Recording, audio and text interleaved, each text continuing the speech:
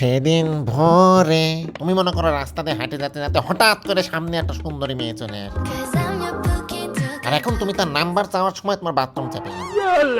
আর রাস্তার ভিতরে এরকম সময় তোমার সামনে যেই থাকুক না কেন, তোমার আসলে পাবলিক টয়লেটে যাওয়াটাই একান্ত প্রয়োজন।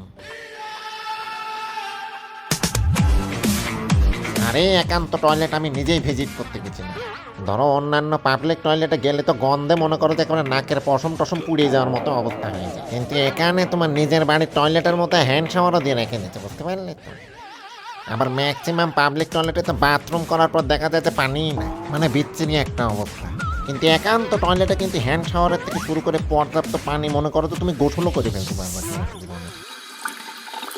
আর এখানে কিন্তু শুধুমাত্র ছেলেদের জন্য না, হ্যাঁ মেয়েদের জন্য মনে করো যে সুব্যবস্থা আছে। আরে মেয়েদের ওয়াশরুমে তো স্বাস্থ্যসম্মত স্যানিটারি ন্যাপকিন ভেন্ডিং মেশিনও দিয়ে রেখে দিচ্ছে।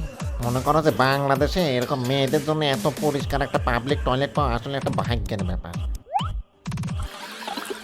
আবার মেয়েদের ফুটানির কথা চিন্তা করে একটা ওয়াইড অ্যাঙ্গেল আয়নাও দিয়ে রেখে দিচ্ছে। কিন্তু সমাজের কিছু উটকো ছেলেপেলের কথা চিন্তা করে এই ওয়াশরুমে কিছু গাইডলাইন দেওয়া আছে। যেমন মনে করো এটা